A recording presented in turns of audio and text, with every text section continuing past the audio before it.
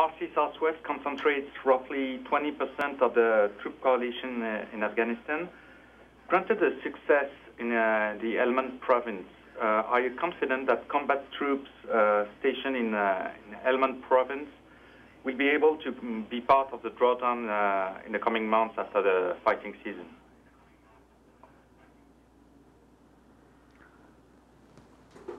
You know, as a commander, I would really like to have additional forces, but the reality is that we have what we need, and that the progress that we're making is pretty steady, and I think that we're in a good position to bolster the confidence of the Afghan National Army and security forces in general, so that they can take over more and more responsibility.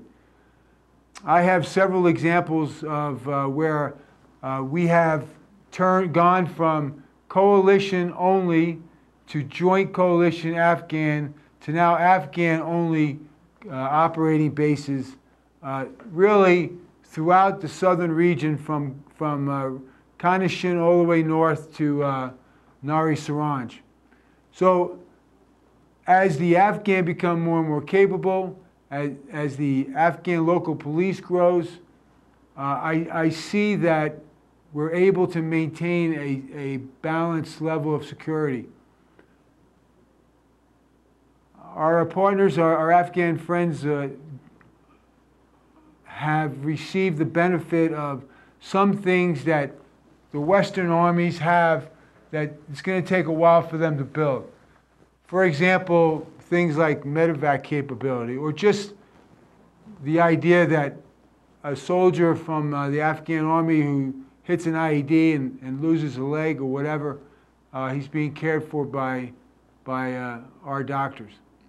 Those are capabilities that I think are a long-term build, and you know that's the reason why there may be some reliance on the part of the Afghans on us, but I'm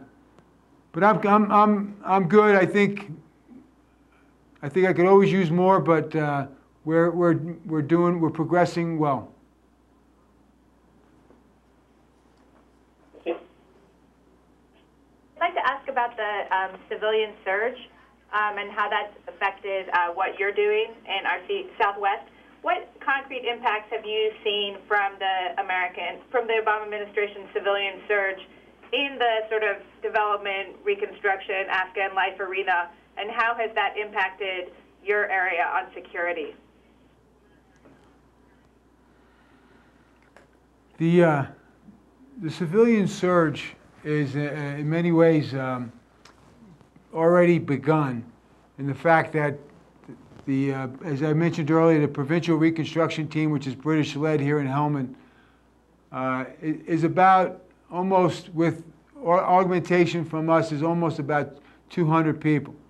And then the regional platform, which is our State Department-run organization, is currently at about 35 people, but is going to increase their numbers to about 75 or 80. My point is that in the civilian surge, what we need to do is make sure we bring in the right skills.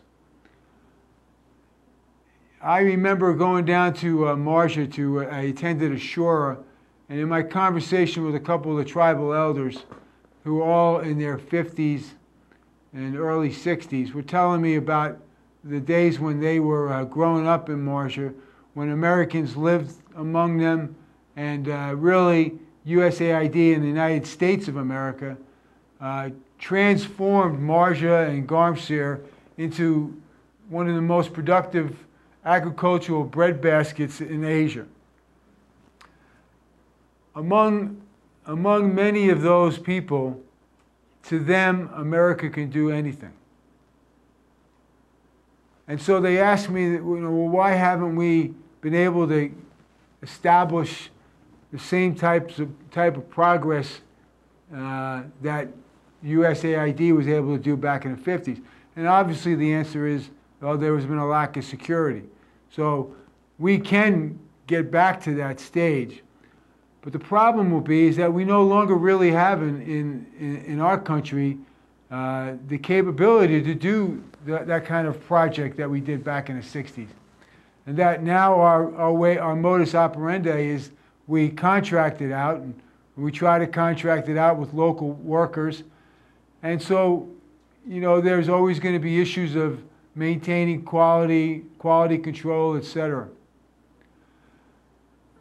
But as we look towards increasing the civilians, particularly on the State Department side, what we need to do is we need to find those experts that can come over here and mentor and advise the Afghan engineers, agricultural experts, financiers, etc.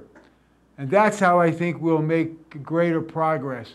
So my hope is that on the civilian surge side is that we bring in those aggressive, hungry, talented people who will drive that mentoring and advising role with the Afghans so that the end product is much better than what it would have been without.